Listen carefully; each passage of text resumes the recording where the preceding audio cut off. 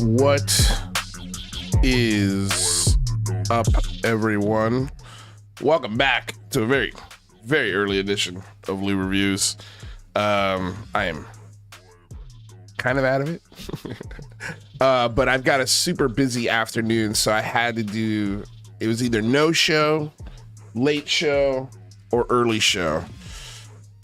And I just didn't want to do a late night Friday show. I feel like those are never fun. Because I want to do other stuff. So wow, a lot of stuff going on. A lot of just community drama shit, mostly. But some other cool stuff as well. So what are we talking about today? So first of all, we're going to find out why Nick Pope is going after Emily Louise for being anti-Semitic and a bunch of other stuff. We'll dive into it. It's the weirdest UFO beef I've seen. We'll dive into it. There's some interesting stuff on both ends of it. Excuse me. Yeah, gosh.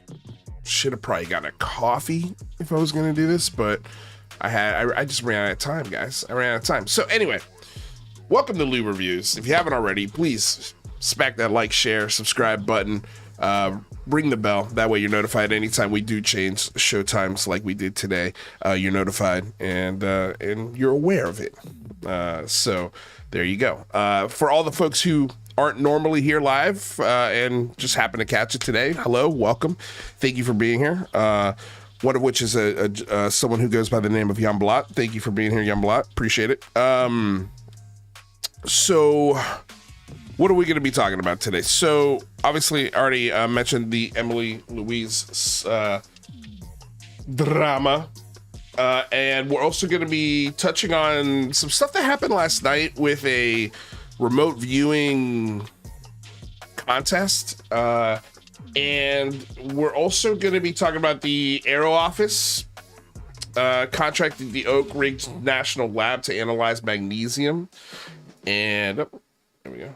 Kill the music here. To analyze magnesium alloy specimens alleged to demonstrate extraordinary qualities. Oak Ridge National Lab's findings and Aero's assessment of the object's likely origin are available in a report that they released a couple of days ago. Weird. Where's all the people going, where's the science? Well, here it is. They just released some, and we're going to talk about it. Because I think the entire UFO community completely fucking ignored this. And for good reason. Because it doesn't fit their belief system. And God, they hate when fucking science hits the table in the UFO discussion. They fucking hate it. So we're going to go over it. Because Lord knows I want to go over what they can't stand. Also, yeah. Well, I'll just leave that as a little surprise. That's just going to be fun. Also, Michael P. Masters, the doctor who has a theory and many books theorizing that the alien phenomenon is not aliens. It's people, it's humans from the future coming back to give us warnings and messages and kidnap cows and not be very direct or forward with what's going on in the future. I think he's hit a breaking point. I always talk about the crossroads or the fork in the road for researchers, book writers, podcast hosts, the whole lot. They always hit this fork in the road where they have to choose a way to go. Am I gonna go tell people the truth on the stuff that I'm actually seeing and the stuff that isn't checking out and the stuff that I thought was real and maybe even implied or suggested or said was real? It isn't. And that's probably going to destroy my business, my UFO credibility, whatever that is. I'm not going to be invited to TV shows or appearances on TVs because I'm a doctor who has put all of his eggs in future people visiting us today basket. So I could go that route and all of that crumbles and I basically have to start over with something else. Or I can lean into it and go with the woo. I wonder what Michael P. Masters is choosing. We're going to go over what he said and yeah, that whole thing, because I just found it incredibly interesting. But let's go ahead and switch to our Lou reviews. I love this title, Dick Pope. Dick Pope's pretty good. Because he's being a little bit of a Dick Pope. Now, let me go ahead and just pull up.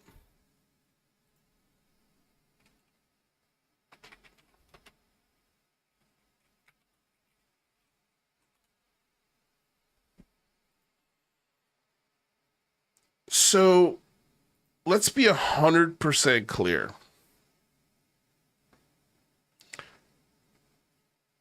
I guess let's go to the beginning, really. We should probably go to the very start of this whole back and forth. But this is it right here.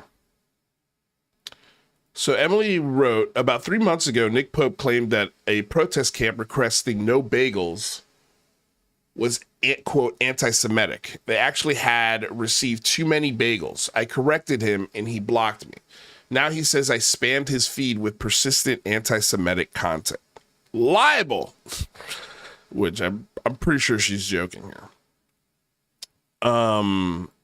She includes this picture here.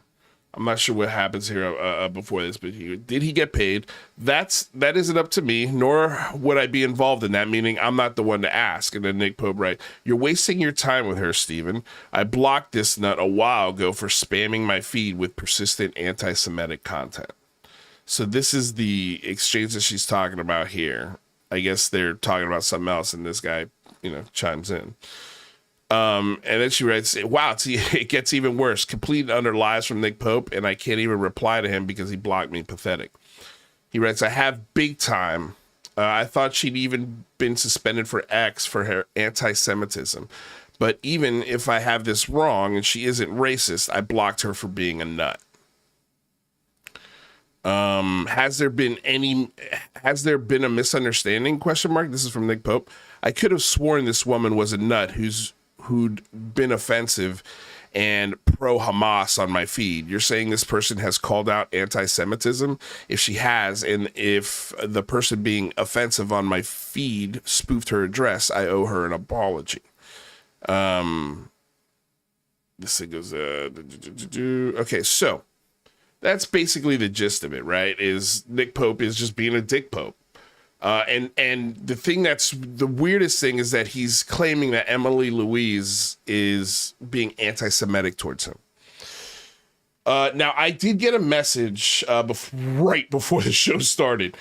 So I haven't been able to talk to Emily about this. And this doesn't mean, honestly, I don't think it means anything, because there are, for example, I can't stand the fuck out of Donald Trump. I can't stand the fuck out of Joe Biden.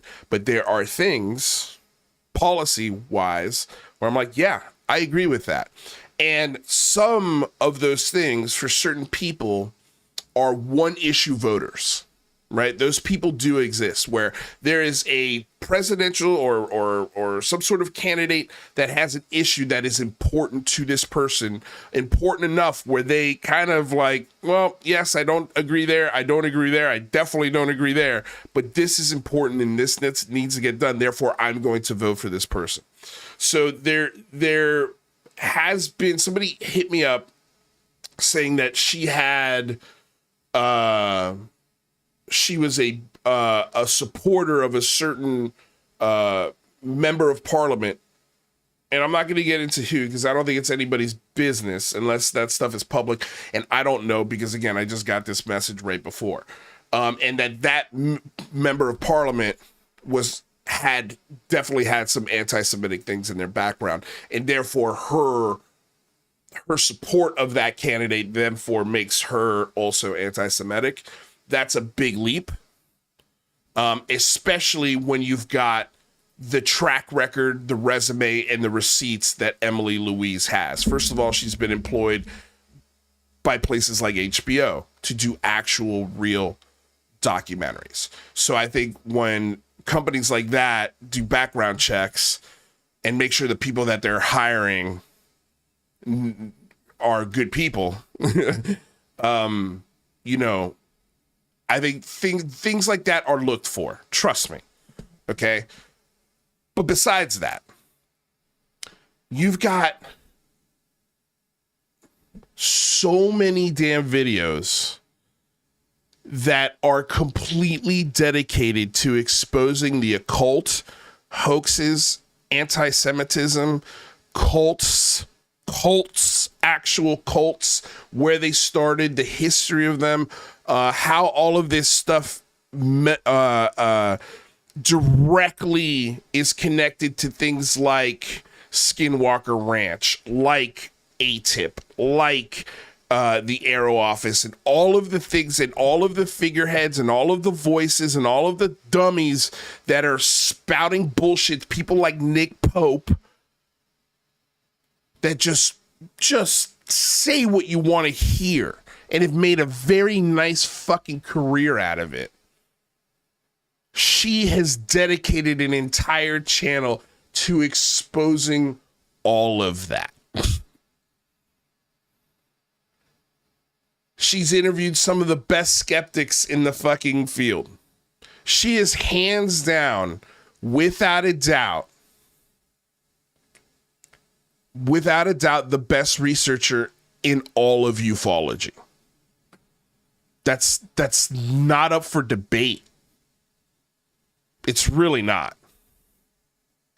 There are those who come close, and then this is where I'm like, ugh, I'm struggling.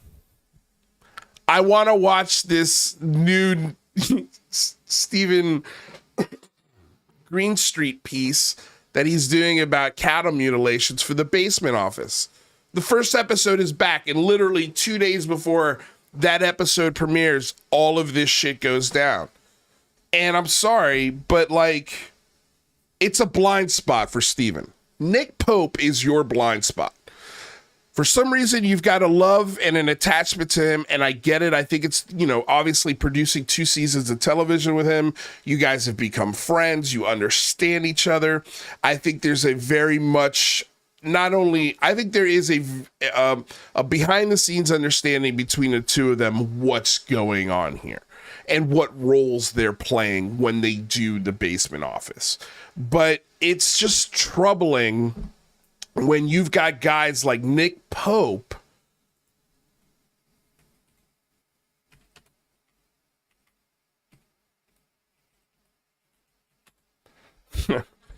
and his wife, who, by the way, is basically an alt-right. There's a lot of stuff about his wife that leans very extreme right. And so for him to be calling people anti-Semitic when you're married to someone who supports people who are incredibly anti-Semitic, it's fucking weird. It's weird.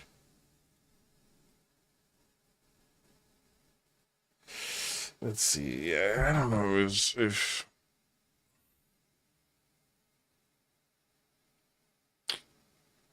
Pope have a Wikipedia. Yeah, here we go. Yeah, not much on him. Wikidata, that's why. That's not Wikipedia. That's not Wikipedia. Dude, Google, there's so many people talking about this, but Google search has really really become kind of shitty. really shitty. So anthropologist, this is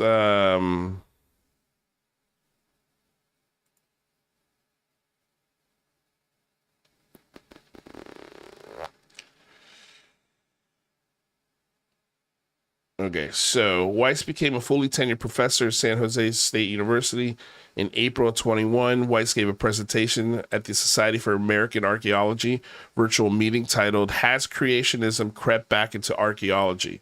She claimed during the presentation that NAGPRA gives control of scientific research to the religious beliefs of contemporary Native American communities. In February 22, Weiss sued San Jose state officials, claiming that they retaliated against her for her views and restricted her from accessing skeletal remains that she was studying. She was being represented by the lawyer for Pacific Legal Foundation,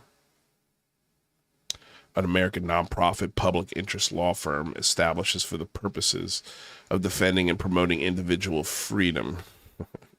In June of 23, Weiss had reached a settlement with San Jose State that allowed her to voluntarily retire with full benefits effective May 29, 24. Due to fears that she may be fired and subsequently lose employment benefits, Weiss accepted a voluntary leave to pursue more fruitful opportunities. She's hoped the lawsuit would pressure the university to reinstate her access to the skeletal remains she'd been studying. The judge overseeing the case dismissed her efforts as the Ohlone tribe, which the remains belong to, would have to be involved in the lawsuit. However, due to the tribe's sovereign immunity, it could not be sued. Now married to Nick Pope.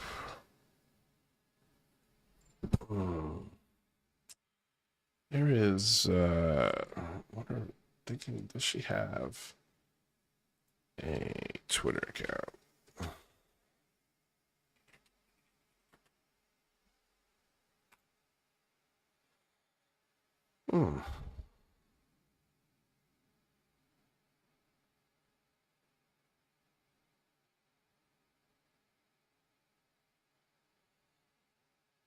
Yeah. I gotta look at some more stuff that she's posted. I mean, like, yeah, mockery is the best policy. Oklahoma ordered me to teach the Bible, but I refused to indoctrinate your daughter, Pat. Pat is our son. So clearly, you know, she like, you know, she's retweeting this meme here, you know, which is clearly going after a certain group of people. You know, however you feel, you know, this is a complicated discussion.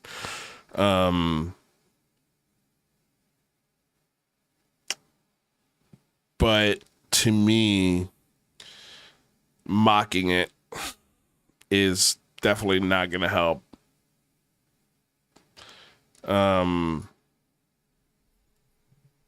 You know, shit, dude. I mean, Nick Pope himself is pretty right wing. I mean, he's always like, he's on Gutfeld, one of the most right wing shows on was it Fox News? Like he said, yeah. I mean, obviously, I don't have these clips in front of me, but if you want to go see how right wing Nick Pope and his wife Elizabeth Weiss are, and then to turn around and call people anti-Semitic or put false claims on people. I mean, clearly you haven't done any research into who this person is, the videos that she's done, the things that she's exposing. And so, yeah, Dick Pope, I don't get it. I haven't watched the cattle mutilation video because of it. Because I think going after Emily Louise is one of the dumbest things you can do in the discussion right now.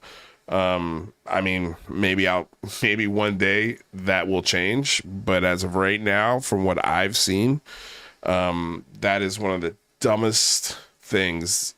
It's the weirdest hill I've seen anyone die on in the UFO community. It is so weird. So yeah, that is my thoughts on Dick Pope. And I think, honestly, I think you could do the basement office without him. I think your work without him is just as good. I think maybe even getting a new co-host in there, just someone a little less right-wing douchebag liar, you know, just someone a little less of those things as a co-host would, for that's just me. That's me. Okay, I'm not speaking for everybody, but if I was producing the show, knowing what the show is about, understanding the content of which it's about, I would recommend a new co-host.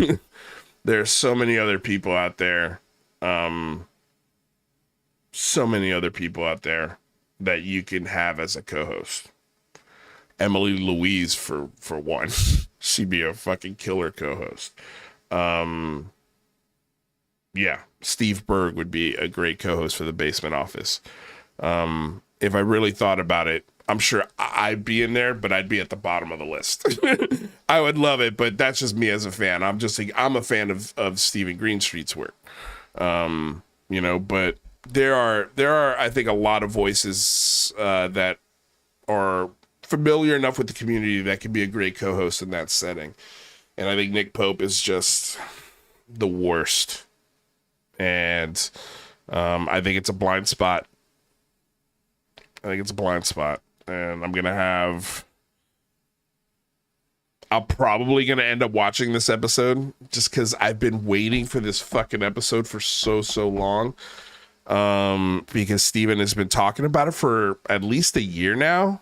He's mentioned it in spaces a few times that this was something that was on the back burner, and it really sort of broke down the whole Linda Moulton Howe cattle mutilation bullshit. And yeah, I really want to learn more about it. And I know he's done a good deep dive into it, but goddamn, your co-host sucks, dude. It sucks. Anyway, I'm sure I'll watch it, but as of right now, I haven't. And yeah, I don't know. That's my 2 cents. That's all I really got to say. I just wanted to point it out, and talk about it. Anyway, let's go on to the next thing, shall we? The next thing, a little bit more community drama, but I don't think I'll spend as long on it because I've sort of covered these guys and this tactic ad nauseum a little bit in the show.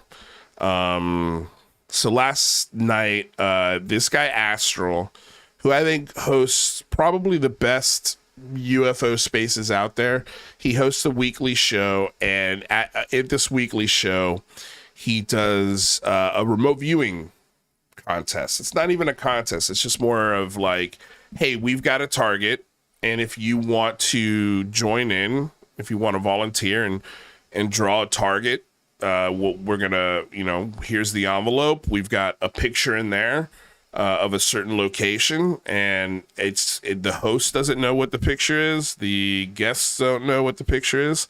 They do the show, they talk about their UFOs, and then at the end of the show, they reveal what the picture is, and people get to put, they can draw whatever they want, take a picture of it, put it in the feed, and then he goes through all the pictures, all the submissions, and see, hey, what's close? What's the closest one? And it's not very scientific. Okay, there's no data that's being collected, but it's fun. It is interesting. It is an interesting sort of social experiment that happens every week. And as so far, he's done 95 of them. Yes, last night was his 95th one. And they've been great. The 95th one, though, had a difference. And at first, I think it was a difference that everybody's like, oh, that's so cool. And I still think it's cool. I still think it's a fun exercise. So the idea was, hey, why don't we do a cash prize for the best hit, the best remote viewing hit? We'll put in $100, right? and whoever gets the closest wins the $100, you know, just for fun. And also the motivation for the guys who organized this it seems like the organizers of it were Astral and Shane.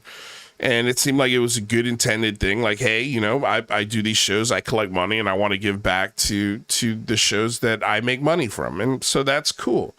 And it's also just makes it even more fun and more interesting. And I think it brings more people in.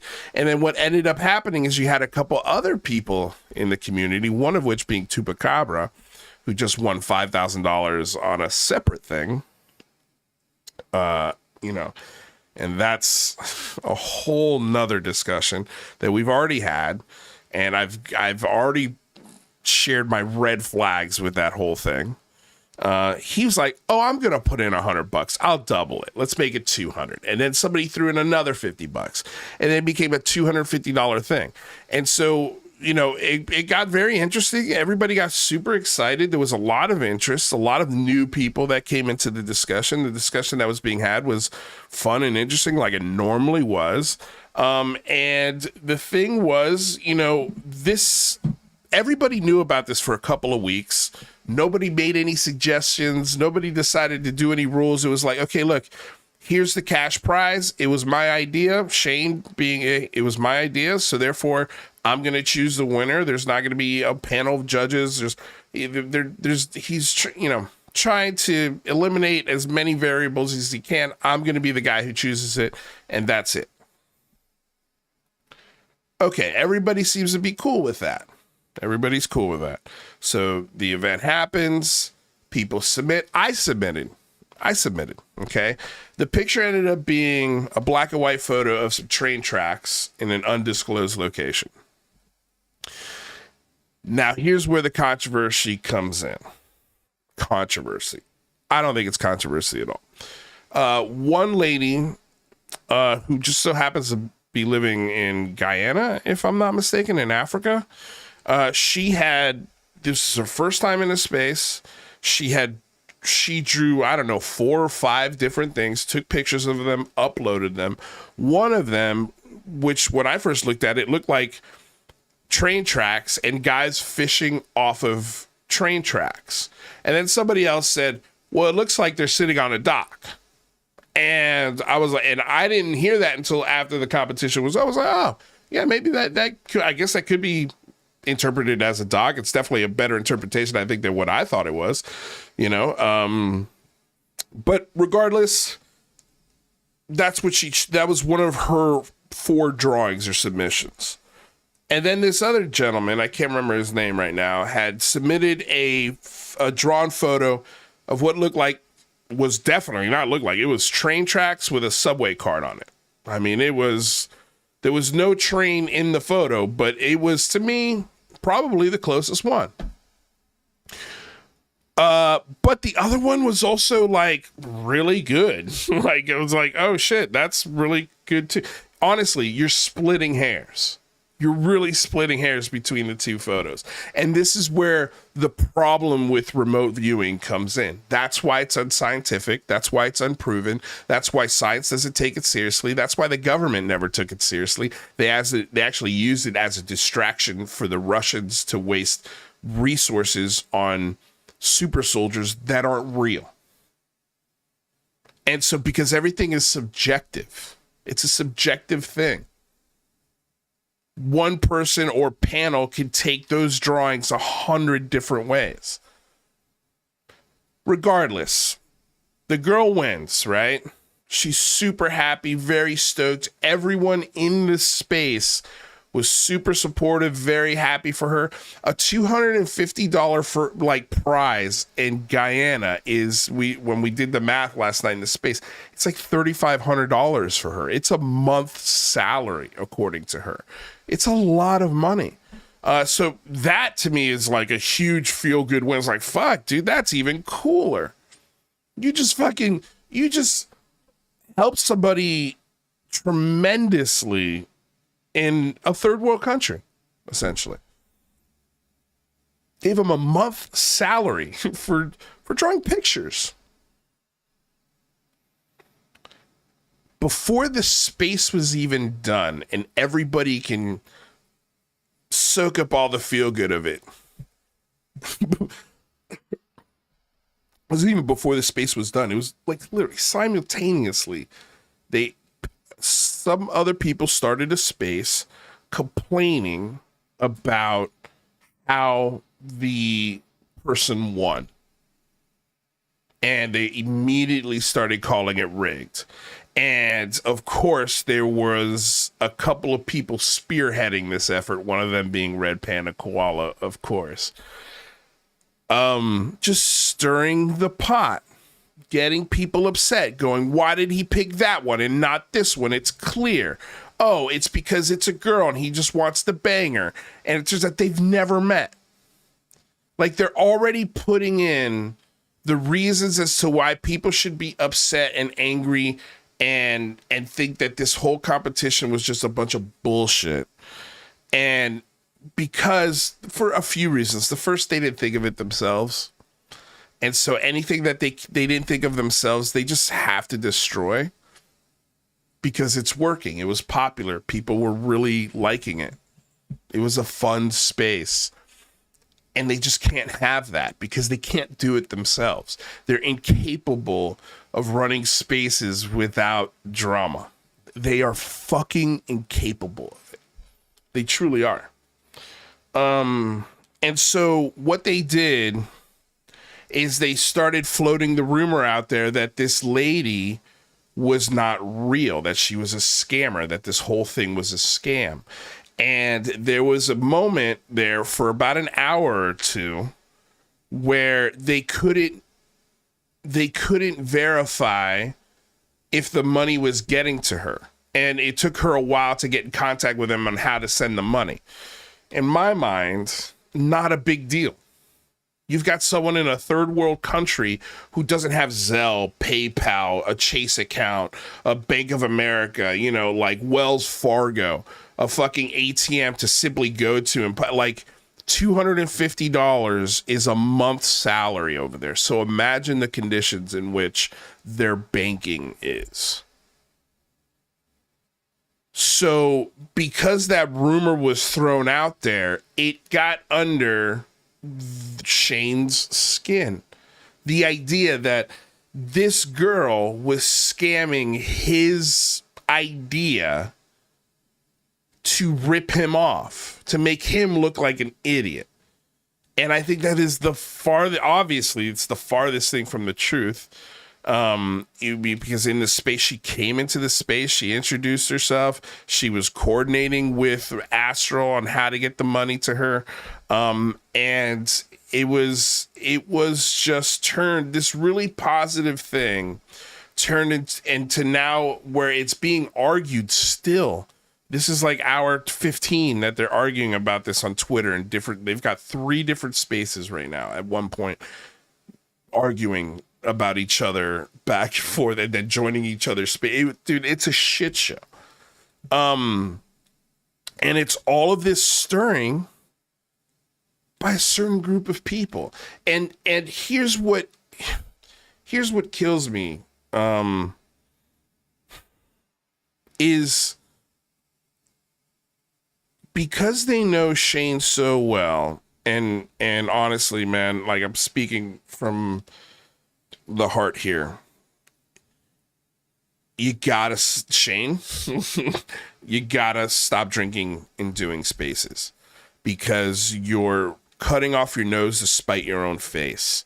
They know when you're drunk, all they have to do is say one thing, just plant a seed in your head that you're being made to look like a fool, and then that festers and manifests into your brain into an explosion of emotions and repeating yourself, and it turned into, they got you so upset and so in your head and so questioning yourself and your own fucking motivations that they got you to get upset with the girl who won your contest. He was mad at her because she didn't have an immediate way to get paid. A person in a third world fucking country. All because a group of idiots got it into his head that she was scamming him and that she was part of this scam, thing. and they know exactly how to trigger you, Shane. They know exactly how to trigger you, and they trigger you on purpose because you are content for them. They know that you're going to go start a space, get even drunker, say crazier shit, and then they could have another space where they say, see, look at him go. And they eat it up. They love it, dude. They love hitting the fucking hornet's nest with a sniper rifle because they know they're not going to get stung. It's just going to make you look like an idiot. And it's working. You're letting it work. And I tried DMs, and I've tried telling you to your face in the space, hey, you're focused on the tree and you're missing the fucking forest. Like, they're fucking with you. They are trolling you, and you're taking the bait. You're taking the bait. And it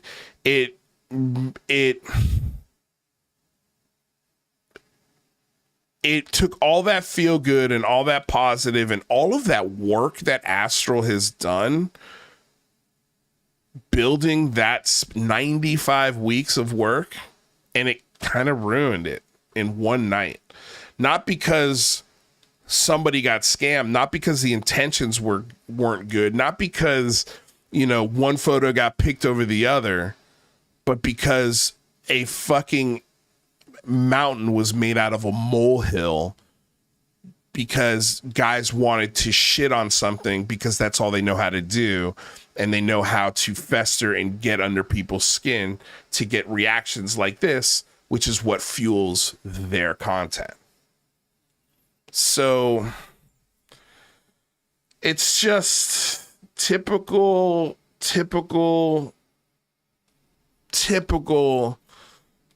Red Panda, Chupacabra bullshit. I'm just going to say their names. That is the move. And it's difficult to see. If you're not really paying attention, they come across as these stewards of goodwill. And they are the absolute fucking opposite. They're the absolute opposite of that.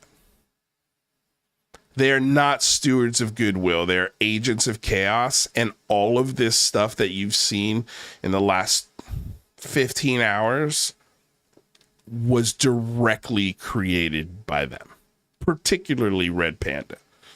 He was really the orchestrator of Shane getting to a point where he got to. And it wasn't hard. It was fucking easy. It took about 10 minutes after that space for Shane to lose his shit. And they know exactly how to do it. And he keeps going back to them. He keeps befriending them. He keeps co-hosting spaces with them. He keeps taking their money. He keeps stop interacting with those guys. Period. Full stop. Drink whenever you want. Just don't host spaces at the same time. They do not mix well. You think you sound great? You don't. Maybe the first 2 beers are entertaining, but after that 3rd, 4th, 5th, 6th, 7th beer, it's not entertaining anymore. It's not. Fuck, man. It's like you make it really hard to like you. You make it really hard to fight for you and stand up for you. You really fucking do, man. God damn. It's wild how quickly your friends will fucking cut you in the ocean and watch the sharks devour you. And then go back for more? I don't get it, dude. I really don't. I don't understand these people who have convinced themselves that these are good people. Unbelievable. But whatever. let's move on. Let's get to Michael Masters, because this was such an interesting moment here. So let's see here. Where is this? Beyond Greatness, is that where this is? Behind Greatness. This is the show Behind Greatness. I don't have a full clip to this, but I do have, as you guys can see here, there is at inspire_north is, I guess, the people who did this interview. So let's go ahead and put up our fair use. Fair use is transformative work. We're educating the public on the videos they were sharing that's covered under fair use and allowable by law. So this is Michael Masters. And again, if you guys don't know who this guy is, just a real quick recap. This is the guy who says that future people are visiting Earth today, and we are mistaking those future people for aliens because they look like aliens, because they're coming from maybe millions of years in the future, 100,000 years in the future, and their facial structure has matched that of the typical gray that you get reports of. And this guy has built a theory that goes from point A being humans today are going to evolve to all the way to Z, to where we look like grays, and then we're going to come back and visit ourselves in the past for what? Well, that's his big theory. UFO Shane, thanks for being a member, buddy. Red and Tipa are permanent blocked. You're correct. I've heard this before, man. I've heard this before. You know, like, I want this to be true. I hope it is, but I mean, it's gonna be tough, man. Anyway, you know, I got nothing but love for you. I appreciate the sub for the membership, and guys, yeah, if you want to support the show financially, if you haven't already, there are great ways to do it. We've got links in the description below. You can become a YouTube member. Appreciate it. It goes a long way to help and support the show. Okay, so let's listen to this clip from Michael Masters, because it sounds like he's on the edge of quitting. And Andres here posted this with Dr. Michael P. Masters has considered quitting the UFO topic and had told no one of it, but was asked not to during a telepathic intervention by, quote, others. During the encounter, they inserted locked information into his brain, and the event was witnessed by a number of people. So let's listen to what he has to say. So yeah, I was just really burnt out. Decided I was going to really burnt out. Quit this particular area of research to focus on some other things. Just had that thought in my head, and then I was taken by an individual at a conference about 2 weeks after that, probably, up into an empty room at the conference hotel, who brought another person in, a man who the two knew each other, but they'd never met. Oh, wait, sorry. I see the audio levels, guys. I see you can't hear it. Sorry. Let me bump it. I'll rewind it.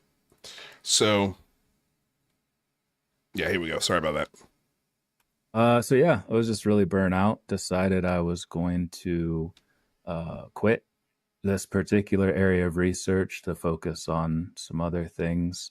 Just had that thought in my head, and then I was taken by an individual at a conference about 2 weeks after that, probably, up into an empty room at the conference hotel, who brought another person in, a man who the two knew each other, but they'd never met before face to face. But he comes into the room and then pulls a chair up really, really close to me. So his face is probably like 10 inches from mine, and looks at me in the eyes and calmed me down at first, because I was kind of pissed about how close he was sitting.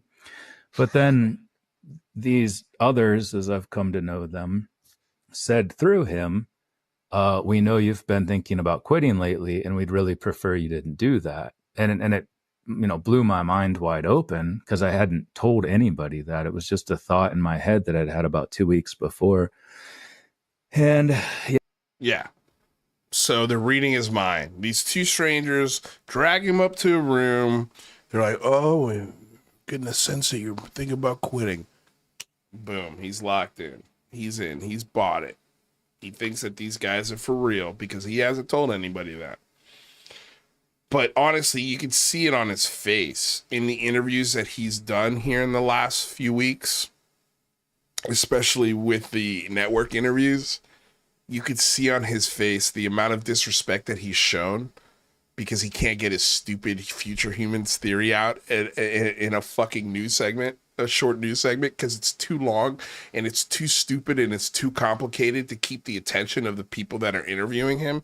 And you can see the dejection and defeat on his face because he's realizing slowly nobody is taking you seriously except for the people lining up at these fucking cons and grabbing you by the hand and taking you into these rooms and essentially hypnotizing you, which just listen to the rest of this. It's nuts. Yeah, it from that point on, there was a lot of other things that took place. And eventually, as I've said before in a couple different places, eventually and slowly to the point where I hardly even noticed it, the entire conversation turned completely telepathic. So we weren't using our voices anymore, now but I could still hear their. So now it went from using voices to telepathically.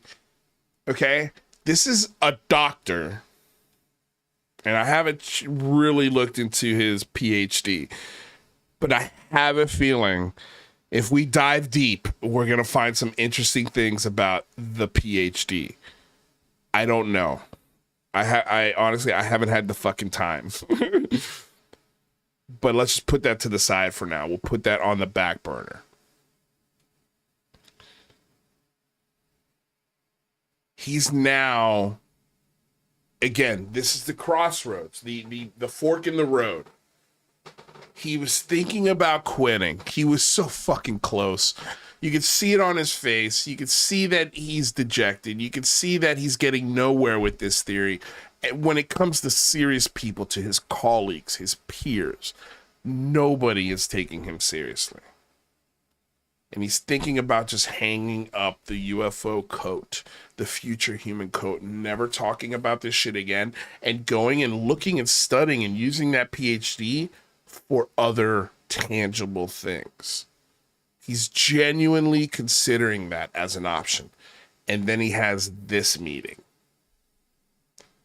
And now he's talking to people telepathically. He can't hang up his UFO coat. Not now. Not now. Now that he's got a power to telepathically communicate to people. But there's more. Their voices, this woman and this man. And it wasn't them talking to me. They were being used as like a vessel of sorts. What I've come to understand is a form of trance mediumship. But they were brought to this place. They brought me up to this place and then had an intervention of sorts. They politely asked me if I would continue doing this for a while. They eventually told me they wanted to put 3 bits of information in my brain that would be important for some future events. Okay, please don't quit. Please don't quit. We've got 3 bits of information that we want to put in your brain for the future events. And we got to give it to you. The guy that nobody takes seriously on the planet Earth. You're so important to carry this message. Please don't quit.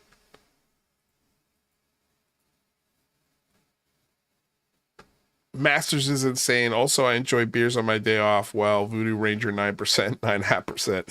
We're sent by God to relieve my stress. 250 paid to win. Definitely, man. Look, I don't think anybody's going to sit here and fucking tell you can't have a beer on your day off. Go for it. My recommendation is do not host any fucking spaces when you do. Listen. Barbecue.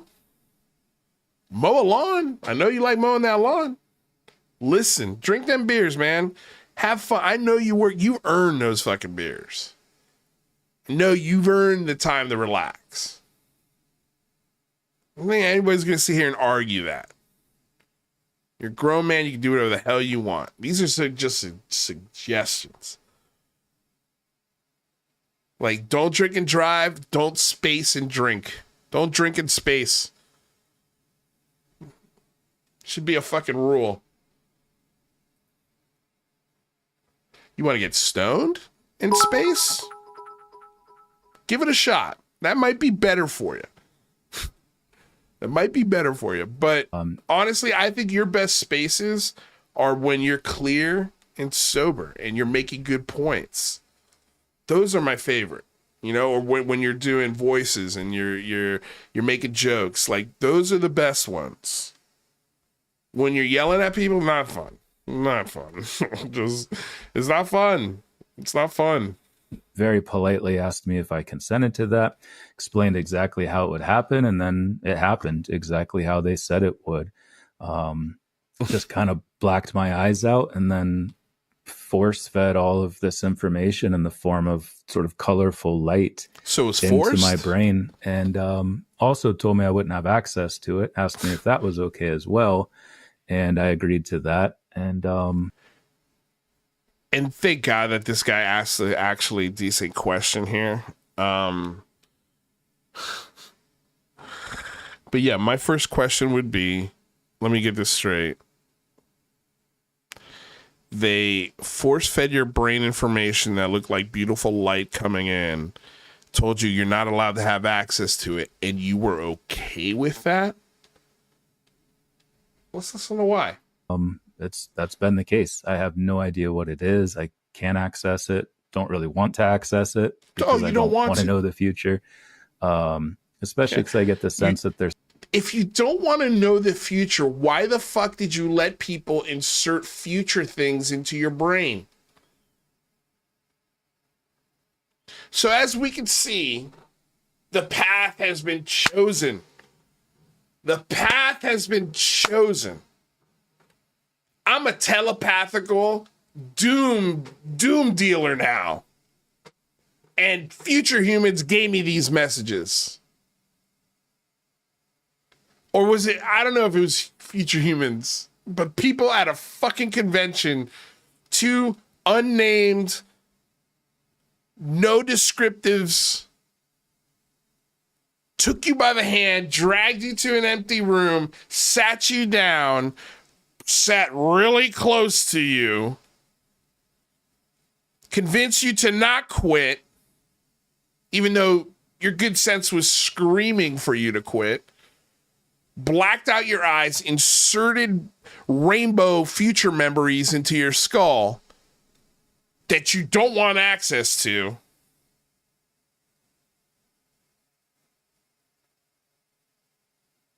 It doesn't make any fucking sense, but the path has been chosen. I know how I'm going to sell more books and movies and TV shows. Ancient Aliens, here we come. But there's something coming. A lot of people who have experiences similar to this. And since I've started talking about this recently, so many people have reached out to me and described very, very similar things that have happened. So get out of here. Get out of here. A bunch of people who have had shit inserted into their brains by aliens, future people, and mysterious, UFO con members reached out to you and said, ooh, I had the same experience too. I know there's something doom-tastic coming. Yeah, I thought it was gonna be at first I thought it was gonna be the Y2K, but that didn't pan out. So I thought it was gonna be the day after 9/11, but then everything got back to normal. COVID? Nope, not quite. We're close, though. It's coming. It's coming. Something big and terrible is coming. I hate to break it to you idiots. There's always something big and terrible coming. We're hurling through infinite space at ungodly speeds through infinite unknown. Yeah. Something terrible is coming. It's only a matter of time. It's not if, but when. But that doesn't make me a doom prophesizer. That just, look at the fucking sample size that we have. Look at the layers of dirt, the sediments, the rocks, the fossils. Like, we've got the sample size. Terrible shit happens all the time on this planet. Nobody's inserting shit into your brain, dummy. You're not getting rainbow downloads into your fucking skull. That's just you being stressed out. You're stressed. You're questioning your decisions. You're having a fucking midlife crisis, it sounds like. I mean, I don't know if you're wearing pajamas or a fucking hunting jacket. It could be either one. I don't think you're getting a lot of sleep because of all of this stress of the decisions that you've made, and now you see yourself where you're at, and you're getting disrespected on television. So now your world's falling apart, but these people come in at the perfect time to save you and give you information not only that you can access, but you don't want to. But it's okay. Buy my book. Come watch me speak at a con. Email me and tell me your feeling of doom. That impending feeling of doom. It must mean that it's really coming. Yeah. It's always really coming. And the goalpost on this shit gets moved all the time. But I can't wait until something fucking catastrophic happens, and then either that day or the next day be like, yep, that's one of the memories that was unlocked just a few days before, but I just wasn't sure. I just wasn't sure if that vision was a real unlocked thing. So I didn't say anything, but I saw it happen. These were the visions. There's 2 more coming. Buy my book. Listen to my podcast. Cosmic Judas in the house. What's up, brother? His frequency is resonating at levels you can't comprehend, Lou Reviews. This is fucking terrible. A terrible turn in ufology. Because here's the thing, right? Is people are going to go, oh my God, he's a doctor. He's a PhD. He knows what he's talking about.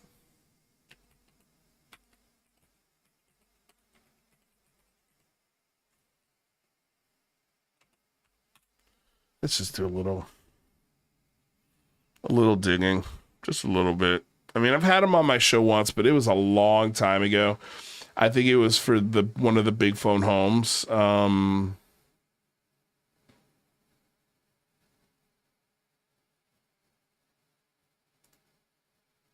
see, he's got a LinkedIn. Montana Tech University.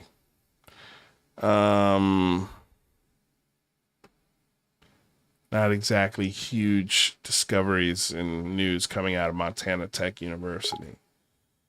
Instructor, lecturer. He went to Ohio State. I mean, that's impressive. What is his education? MA, PhD in anthropology. Interesting.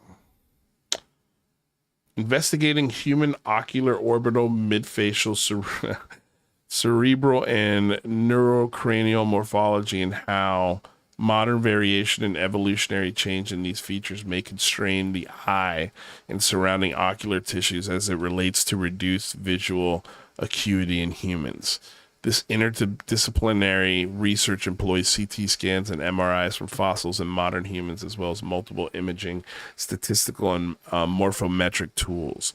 Further research interests involve a multidisciplinary study of time and UFO phenomena.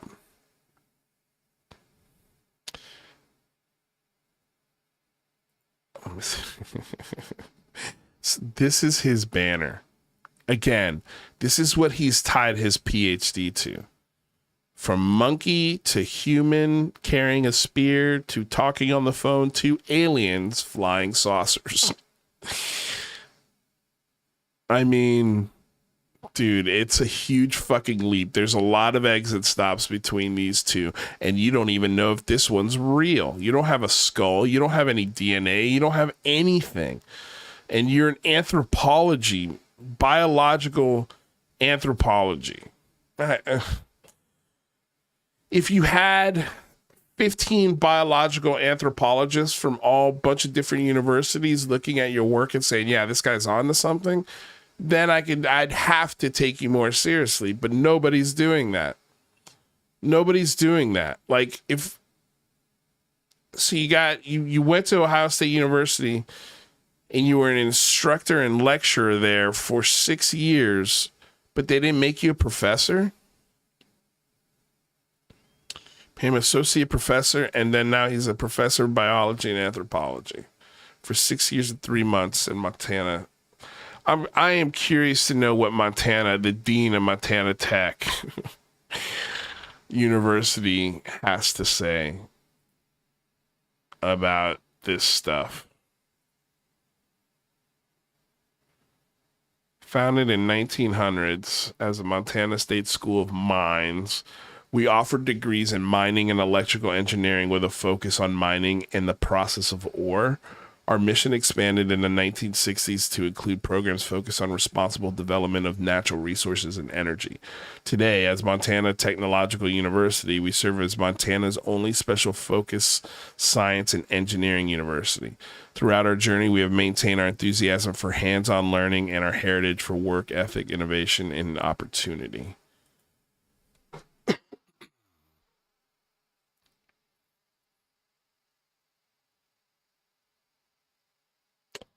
Check out the website. I'm curious. It's an oil drilling technological university.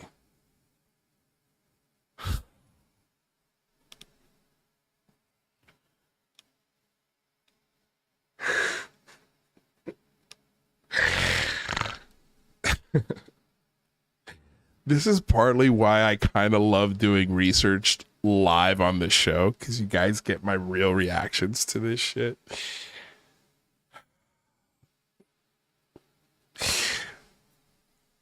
Oh my fucking Christ. Welding.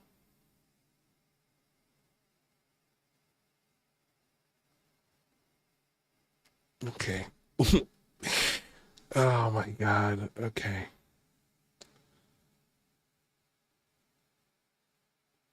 Missions and aid. Athletics.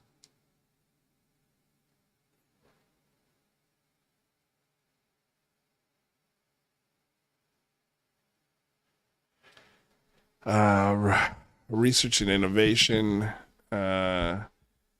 National Science Foundation and DevCom ARL laboratory research entities include the Center for Advanced Materials Processing, Center for Environmental Remediation and Assessment, the High Performance Computing Cluster, the Montana Bureau of Mines and Geology, and the Underground Mine Education Center.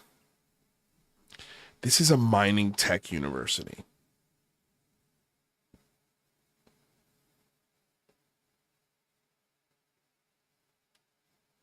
And I'm not saying that to degrade it, right? Like, these universities are needed and they're important. Technical skills are important. Welding is important. Looking for minerals and resources, natural resources, gases, things like all of those things make the world go round.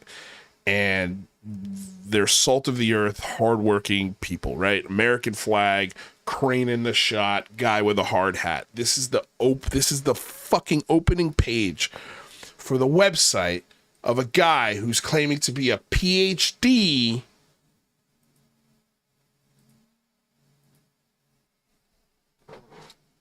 and saying that fucking future humans are visiting us today. And you wonder why nobody takes you seriously, Michael Masters. This is a joke.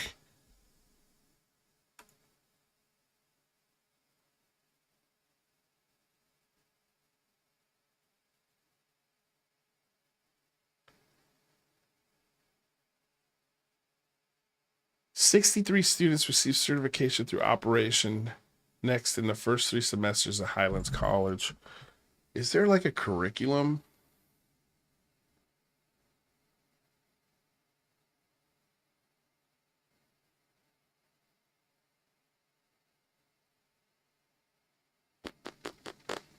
Course catalog. There we go. All right. Oh, you got to order it.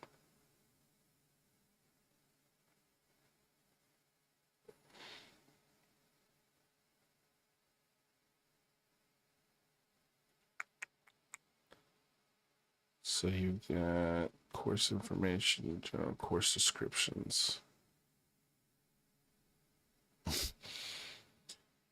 You know, you got your aerobic fitness, racquetball, beginner golf, all that stuff, payroll, basketball, radiology, primatology, forensic anthropology, I'm assuming. This is going to be forensic anthropology. How to identify bones of the human skeleton and how these are used to identify age at death, ancestry, sex, and stature. Teach techniques for recovery and treatment of forensic materials. I mean, he's got to be really good at the other aspects of teaching. This, there's nothing here. Archaeological field school, training and excavation and laboratory methods. The field school will provide training and experience in archaeological methods and techniques, including identifying prehistoric sites, using topography. Yeah, like there's so many other things that go into anthropology and archaeology, and I'm sure he's probably great at that stuff and teaching that stuff. And that's, I'm sure that's why the Montana Technological University employs him there. But dude, this is not a university. This is not a science-driven university. In that it's not an MIT, right? It's not that. It's not Stanford. It's not UCLA. It's a technical institute. It's a technical university. And those things are important and they're great. And I'm sure for this field, I bet Montana Technological University might be one of the best universities in the country to go to when your job is wearing a fucking hard hat and working on drilling sites. Like, this is the expectation that they're setting you. I mean, look at the chat box. It's a guy with a fucking hard hat and his name's Charlie. Hi, I'm Charlie Ordigger. Like, this is not a biology driven science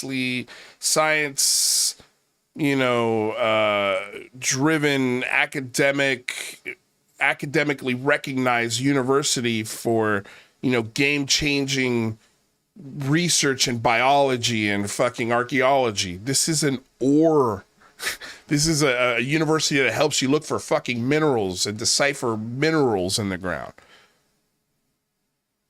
Shit, dude. That is just have happened to them. And he's one of the biggest voices. He's like one of the most respected because he's got that doctor in front of it. But I wonder how many people know that he's he's a professor at a technical university. And a lot of them have that same sense too, that it's in preparation for something. I don't claim to have any prophetic knowledge. In fact, I'm telling the opposite. I have no idea what it is they put in my brain, but I do get the sense that there's but I do have some messages reason, in my brain, which is largely why there was an intervention in the first place, perhaps. Why did you consent to that information downloaded if you don't want to access it? Yeah. What was it about it? I realized the import and the fact that they organized that entire thing and who's they? And did so in a way that made me sit up and pay attention because they knew a thought in my head. And then not long after that, they referenced what I thought was just a crazy conversation happening with my internal monologue. They referenced it that happened probably 5 or 6 months before. And again, just thought to thought, telepathic communication that I'd never. So he doesn't have prophetic knowledge. It's locked away in his brain. He doesn't have it, but he has it. And he can now telepathically communicate with these certain people. And they're not humans. They're not people. They are they. They're them. They're he's implying that they're different.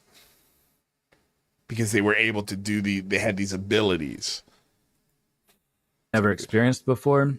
But when they showed me that they knew all of my thoughts and specific moments where we had communicated prior to this event that happened in Phoenix, Arizona, and also indicated that they have been a part, or rather, I have somehow been a part of their whatever it is that's happening here, whatever this connection is.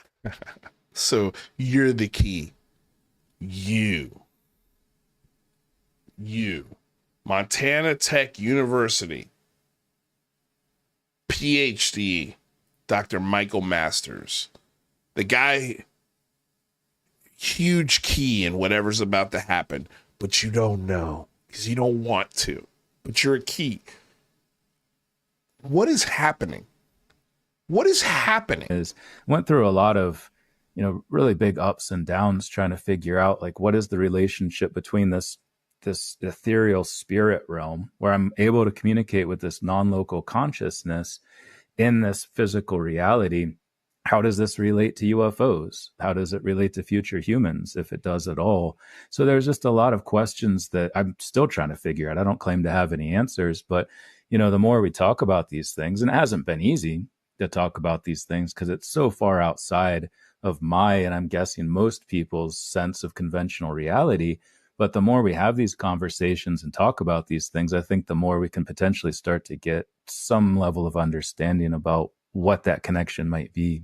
Well, you're so very direct in the language that you use. I mean, you don't pull punches, and you're very matter of fact in your delivery. And so you make what you sound so much more credible as just like a piece of discussion.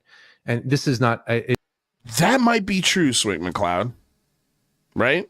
And that's what I'm saying. I understand the importance of this university, and this university might be at the top of their game in this field. But what does this field, science and engineering, mining engineering, have to do with the theory of future people visiting humans today and future humans look like alien grays?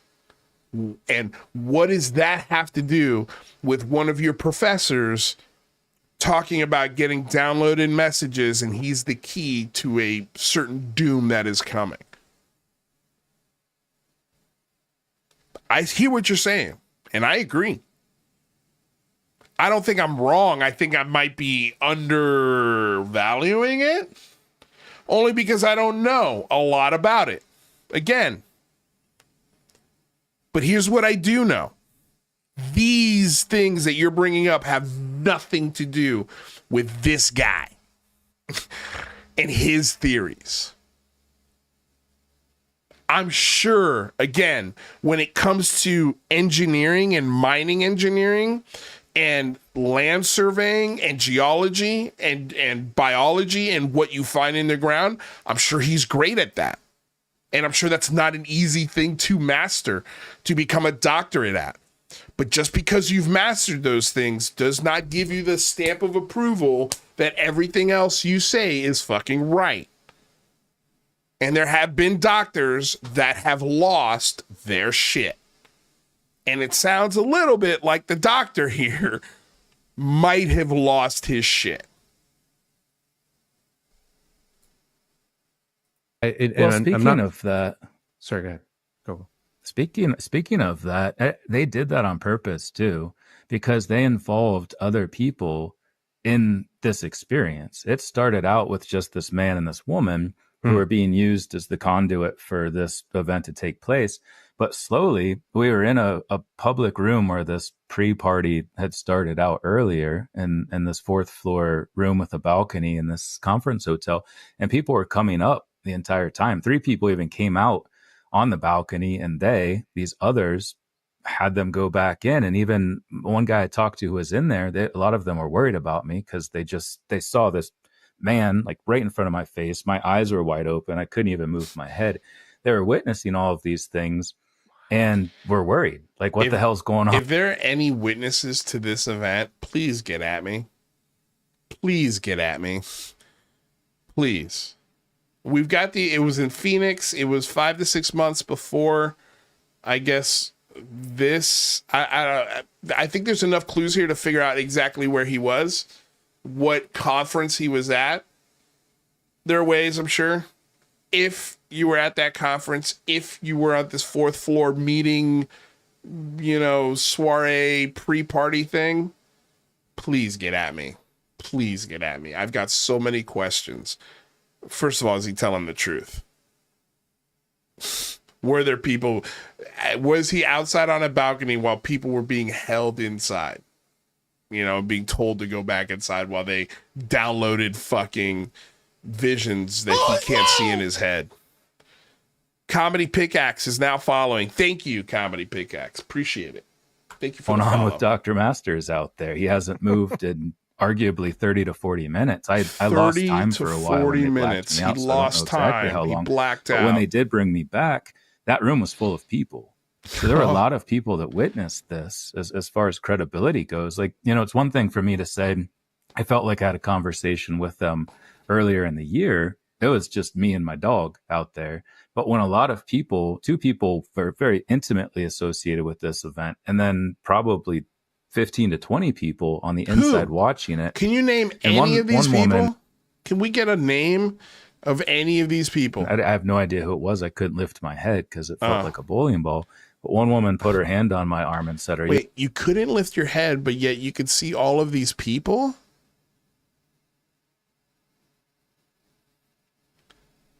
What's going on? Because they were concerned, so it's something that involved a lot of witnesses. I got the sense they didn't really like that. They were trying to kind of hurry along a little bit more once people started showing up in this room. But yeah, it's definitely, it's something I talk about matter of factly because it's a factual experience, and I don't really have the ability to fully comprehend it or even moderately comprehend it right now. So all I can do is say what happened, and then people can take that and make their own interpretation of the events as they unfolded. This does remind me a little bit of Leto, Swank. It does. It has that Leto-esque feel to it. It really does.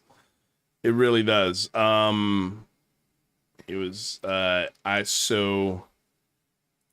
I see that Andres is in the chat. What's up, Andres? He said post-hypnotic amnesia is what he wrote here. But there was also a couple things that he chimed in on when I shared this on my feed.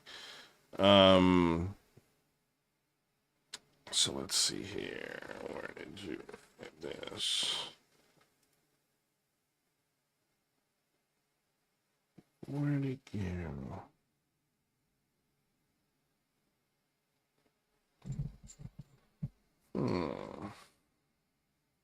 Maybe it's under the original post.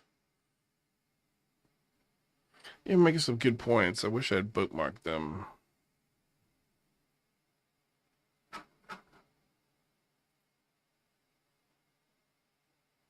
This was in this conversation. But I don't see it, unless I'm just missing it.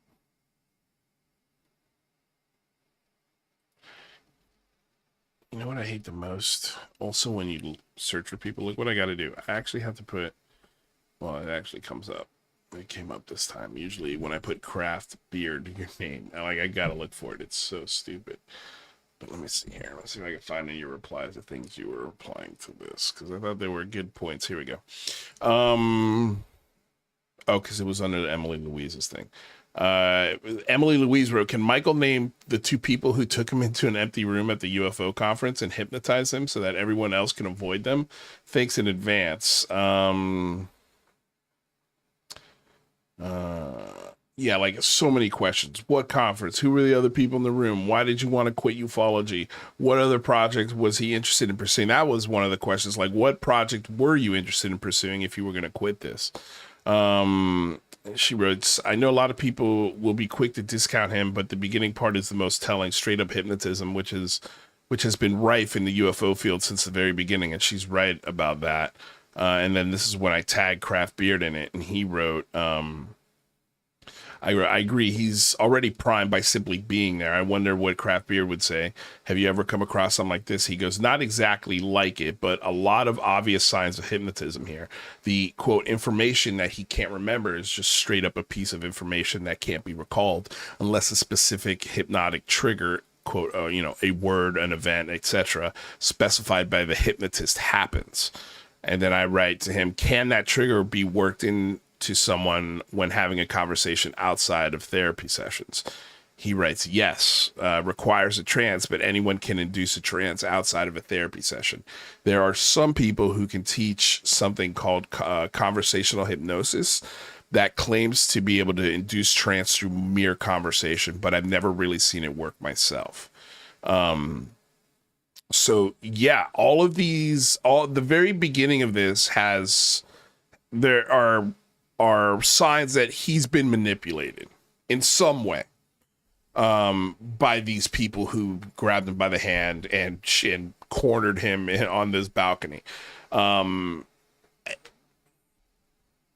I'm gonna reserve judgment to believe the whole story until we can get some more fucking witnesses. Right now, this is just a story. Yes, it's coming from a somewhat grounded voice. Somewhat grounded. I mean, he's not a very active voice in the community, but honestly, I would wait. I would wait to see what all the facts are, see if any other people can confirm or, validate this story. If we get 5, 6, 7 people that were like, yeah, I was there, I saw it, they cornered him in a room, it was this lady and this guy. Yeah, they were, because if you guys were in a pre-party, which tells me on the 4th floor, so it sounds like VIP, sounds like something you had to pay to get access to, so there had to have been a list of names of people who were or were not allowed into that part of the conference, and everybody knows that. So yeah, there's got to be a list of names, right? So until somebody could corroborate the story, I'm really taking it with a grain of salt. But the idea that maybe he was hypnotized, maybe he was implanted these ideas, and it happens all the time. So hypno session therapies. We've talked about this quite a bit on the show. And again, I've got links in the description below if you guys are struggling with what you think are alien abductions, if you're struggling trying to find help in this conversation. I've linked in the description below. We've got a link for the International Society for the Study of Trauma and Disassociation. So if you're having those feelings or if you're having those experiences, check out that link. There's some great places for you to possibly get some help and at least talk to somebody about this. And then the other thing I would highly recommend is a link to our link to books explaining the alien abduction and experiences. And there's a lot of great books in there that were curated by Andres Craft Beard here. So definitely recommend checking it out if you're having these thoughts or experiences. And those links are always in the description of my show. So if you ever lose the link or whatever, just go to my description and you'll find it there. So that's the Michael Masters debacle. And yeah, just a weird, really weird moment. This is something I definitely wanted to talk about. So the All Domain Anomaly Resolution Office released a report, and we talked about it a little earlier.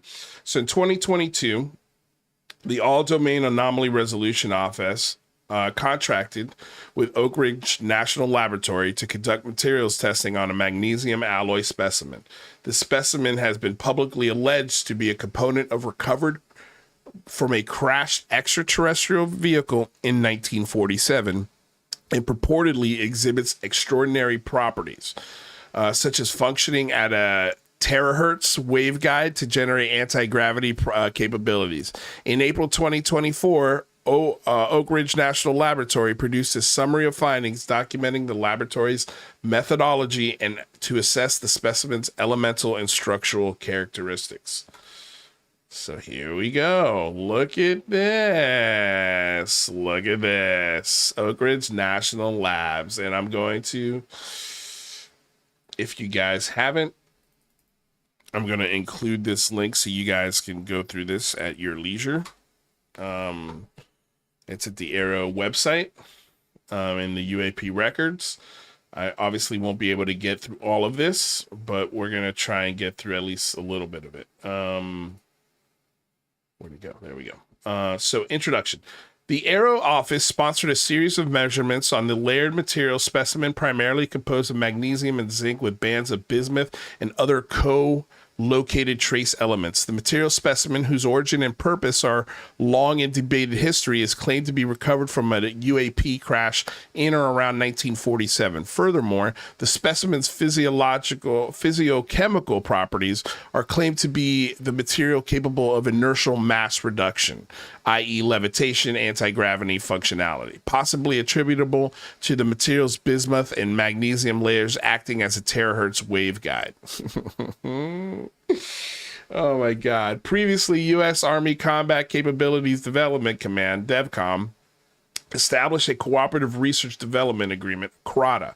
So this is the CRADA agreement with the To the Stars Academy to evaluate the feasibility of exploiting any potential disruptive technology associated with the widely discussed specimen. Arrow, founded in 2022, is congressionally mandated to explore historical records of UAP incidents and publicly report its findings. Although the long chain of custody for this specimen cannot be verified, so yeah, again, none of the fucking chain of command where this specimen came from and how it got to this lab, it can't be verified, which is fucking adorable. Of course it can, but you know, we go on. Can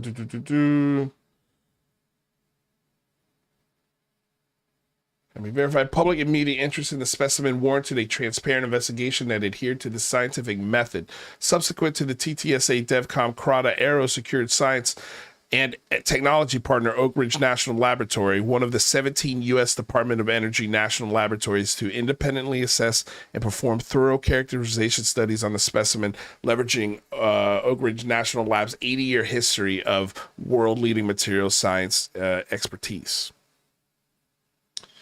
Oak Ridge National Lab, an expert in material characterization, has the diverse staff, expertise, and collated powerful instrumentation suits to allow rigorous scientific inquiry beyond the capabilities of most individual laboratories. Therefore, it is a highly qualified institution to maintain scientific integrity in its unbiased and analysis of the specimen and its properties.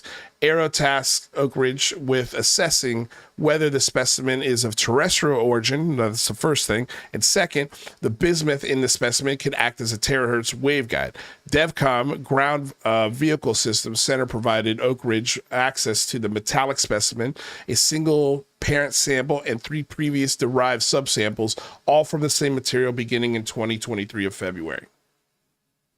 Oak Ridge Materials Science Analysis evaluated the sample structure, chemical composition, and isotope ratios via multiple methods, including microscopy. Sorry, it's early. Spectroscopy and spectrometry. A lot of traumatides. Okay. Results align with previous DEVCOM analysis, indicating that the structure and composition of the bismuth layers do not meet requirements necessary to serve as a terahertz waveguide. Furthermore, all data strongly support that the material is terrestrial in origin. All analysis and materials utilization were authorized and overseen by TTSA via the DEVCOM and CRADA, and all analyses were pre-approved by Arrow. This is why we didn't hear shit from TTSA, because it was nothing. And instead of telling us it was nothing, they had to sit since 2017 on this fucking CRADA, everybody going, what happened? What happened? What happened? Nothing happened. And TTSA had the fucking answer to that. Unbelievable, dude.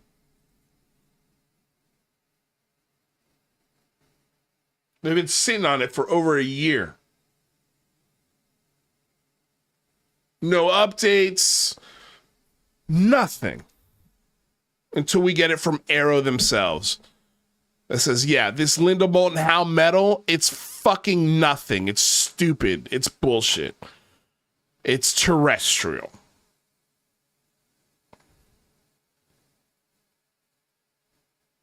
I love it. They go through the crystalline structures, the morphology and structure, the chemical composition. They got energy dispersive X-ray spectrometry maps from one subsample.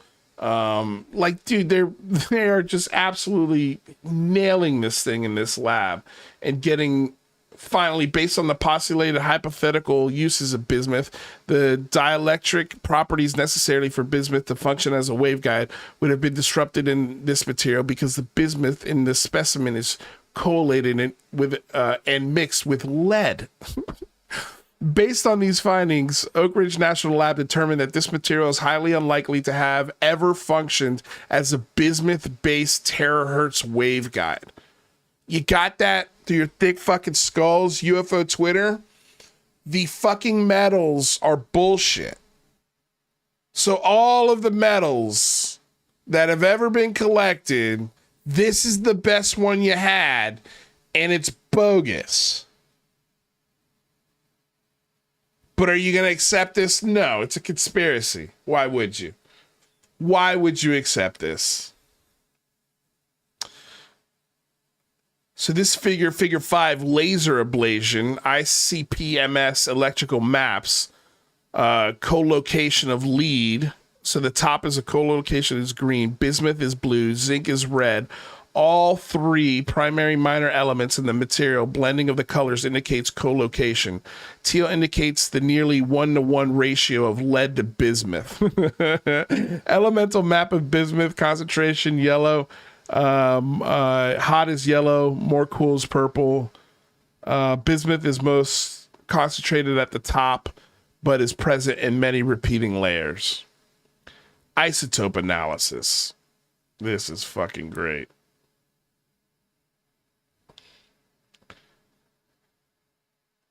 Okay, so you got your isotope analysis. This is wonderful. We're going to go right to the conclusion, and this is great too, because there are 40 fucking references to scientific papers and science, actual science, right? Nothing like this has ever been done for the pro side of UFOs. Not Gary Nolan, nobody. Nobody's done this. This is the first of its kind. And it doesn't bode well for the UFO believer. So here's the conclusion. Arrow secured Oak Ridge National Lab to independently assess the requirements necessary to confirm or contest public claims that this historical specimen is of non-terrestrial origin and that it is capable of functioning as a bismuth-based terahertz waveguide. Although the origin, chain of custody, and ultimate purpose of the specimen remain unclear, I think it's clear the ultimate purpose of this specimen is to sell bullshit, to sell a fucking a goddamn spaceship that they were going to build at TTSA that was going to revolutionize travel in the world.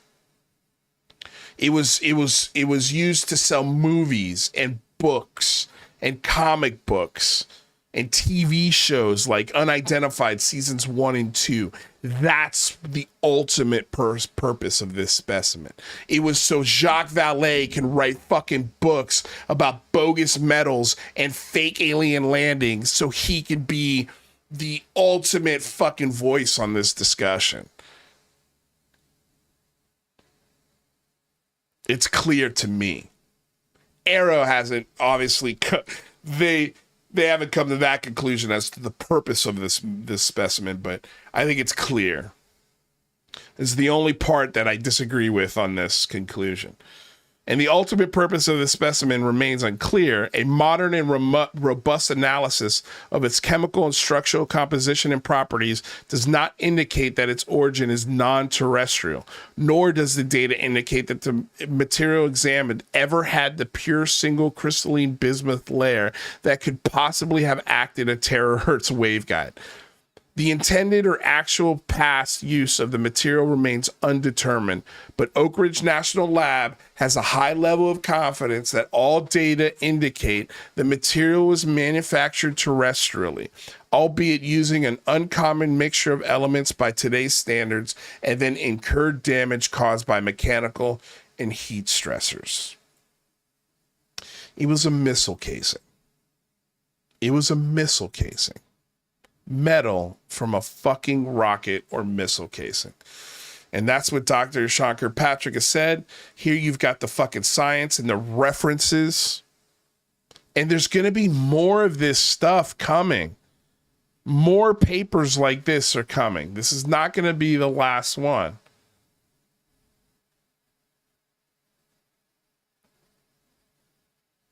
This is great. This is fucking great. This is great.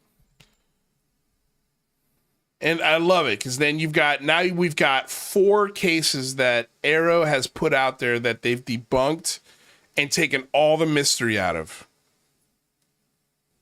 The Kona Blue,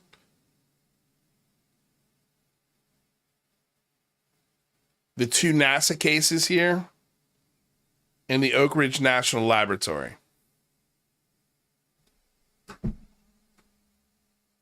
Debunked. Officially debunked. Where's Matt Ford? I'd love for him to fucking argue against this. Where's Matt Ford? Why is nobody calling Linda Moulton Howe a fucking liar today with these medals? Why is nobody calling out Jacques Vallée? All of these medals went through all of these UFO guru hands, and then they sell it to the government, make money off of it, knowing it's bullshit, and then we have to wait. What's it been 7 years to get the answer on it? 7 fucking years it took us to get an answer that the metals, the alien parts from the crashed craft from 1947 was nothing more than missile casing and lead paint. So stupid. This is your disclosure, guys. And here we go. Let's listen to some. But the thing that I think is driving. Let's move on to batshit crazy science Bob. Let's see what he's saying. Ruby writes, quote, "The communications say we're coming, we're getting our stuff, we're getting our prisoners, and we're killing every one of you before we leave," end quote. This is Spaced Out Radio. Oh, fuck, dude. This guy is such a nutball. Both of these guys are nutballs. But still here. But the thing that I think is driving this narrative is Lala and Chris and Jason Sands. And Lala, by the way, is his girlfriend, who posted the other day a video of headlights on a ring cam that looked like a UFO. Steve and all these other. And he's comparing his girlfriend with Jason Sands, the fake UFO whistleblower, and Grush and all these other people. Dude, you're nuts. Other whistleblowers that are kind of coming out now are all saying that the communications say we're coming, we're getting our stuff, we're getting our prisoners, and we're killing every one of you before we leave. Well, that's nice. That's very proud. That's Canadian humor there, Bob. Yeah, I know. I got the subtlety of it. So, I mean, he's dead serious. He thinks that the aliens are coming, they're getting their stuff, they're getting their prisoners, and they're going to kill every single one of us before they leave. That's what his girlfriend is telling him. That's what Jason Sands, I guess, is telling him. Dude, you guys have set the bar so fucking low in this community. You deserve the mud and the shit that you fester in. Honestly. It's so dumb. All right, anyway, this is where we're going to end the show today. And thanks, guys, for being here so early, man. I know this is an early show. It's an early show for me. That's for damn sure. But I appreciate everyone who's here live. Swink McLeod, Alien Scientist. What's up, dude? Dana Shadell, UFO Shane, Sparky Pilot, Drummer 3354, Asynchronicity, Timothy Brigham. You guys, thanks for being here. Appreciate it. Yoshi, what's up? So this is the last thing. Again, I mentioned the medieval paintings of cats a couple weeks ago. And somebody made felt dolls based off medieval cat art. Now, I was telling you guys in medieval times, so obviously this is a time when world traveling was a relatively brand new thing, and these kings and lords were coming home and explaining the animals they saw in their travels and the things they saw, and the cats was one of them. And so they would tell their local artists, they would explain, hey, I'd love for you to paint this cat.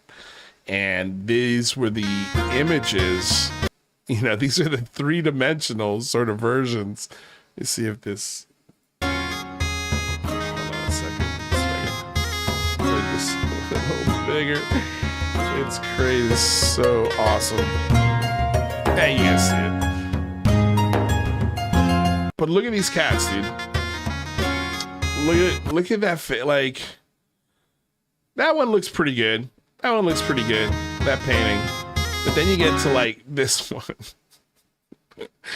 Like, look at these cats, dude. And again, like, this is kind of, and I bring this up because this is like, telling people to draw what they saw as a UFO. If they can't get cats right, like, what do you think UFOs are going to be painted as or drawn as? So funny, dude. All of these cats have like very human noses too. This one ain't too bad. This is kind of accurate. But there are a lot weirder cats, man. There are some weird fucking cats. Oh, this was really cool. So this is footage of 2 cruise missiles passing above a fishing boat. This is fucking cool. Also terrifying. Check this out. Look at that. What does that look like? That looks like a Tic Tac. No visible means of propulsion. No trail. And the one does have a look. There's no smoke trail. There's no wings. There's no ailerons. There's no nothing. It's hauling ass. It looks like a Tic Tac. Wow, look at that thing. Tic Tac. Look at this one. This one does have a little bit of a smoke trail. Just a tiny, tiny one right here at the beginning. Yeah, but when it flies by, I mean, look, there's no visible means of propulsion there.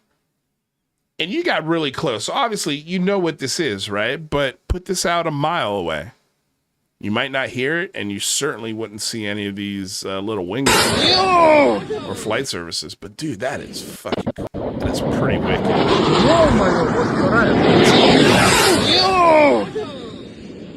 Gone. It went from horizon to horizon. This clip is 12 seconds.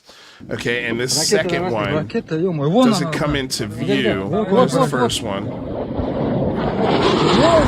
Okay, so this picks up at 7 seconds. So this thing went from one edge of the horizon to the other. So this is 7 seconds. In 5. It went across that whole horizon in 5 seconds. That is some tremendous speed. 5 seconds. And you guys say, oh, there's no way it's human made. No way. You just saw something human made go from horizon to horizon in 5 seconds. Go from it doesn't look like anything in the sky to, oh my God, that's a missile. To, holy shit, it's gone. It's gone. You can't see it anymore. That's crazy. It's crazy. And it's cool.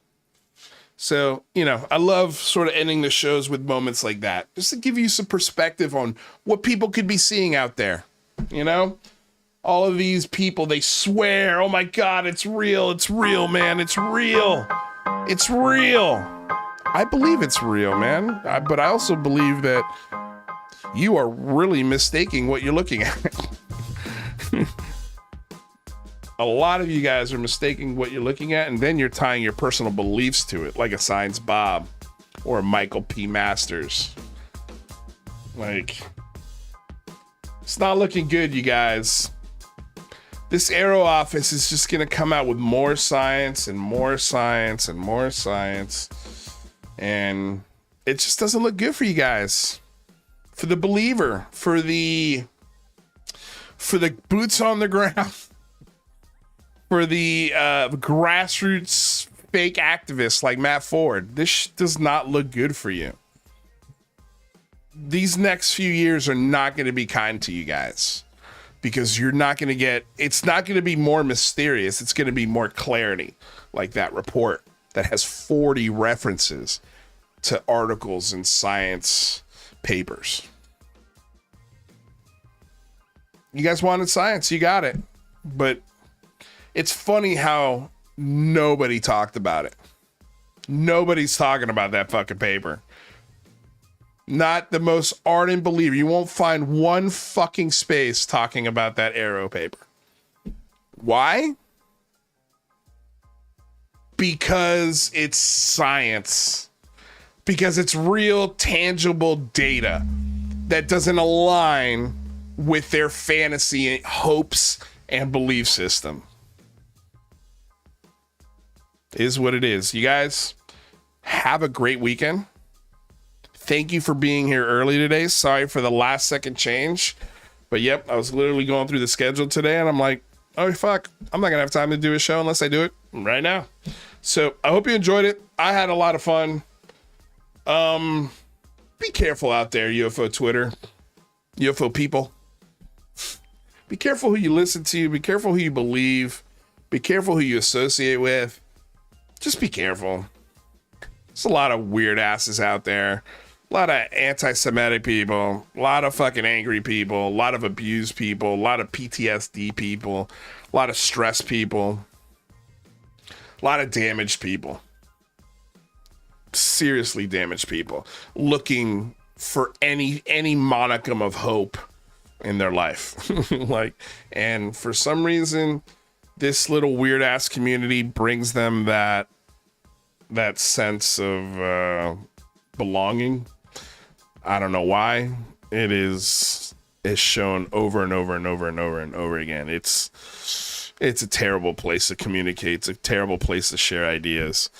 Lou Reviews, do you think there's a good chance that the Department of Energy has the closest thing to the real working Iron Man suit? Fuck yeah. Yes. I think the Department of Energy is where all the toys are at. We've talked about it so many times on this show. I think that's where all the cool shit is sitting, is in the Department of Defense. So yeah, man, I don't know about an Iron Man suit, but if they're working on one, it would be there. But anyway, you guys, I hope you guys again have a killer weekend. We'll be back Monday. Lord knows what we'll be talking about. I have no clue. Let's see what happens over the weekend. We'll probably, I don't know. We'll see what we dig into. But yeah, have a great weekend, you guys. Until next time, peace out. Oh, and thank you again to everyone who watched the show. And if you haven't, like, share, subscribe, ring the bell if you want to be notified every time we go live. And if you really love and want to support the show, there are financial ways to do that with donations. Links in the description below. Join our YouTube membership. It's a great way to do it. I'll be releasing another old UCR episode later this weekend. This episode will be up on our podcast feed. Just type in Lou Reviews to wherever you listen to podcasts and it'll come up. So with that said, guys, have a killer weekend. Love y'all. Peace out.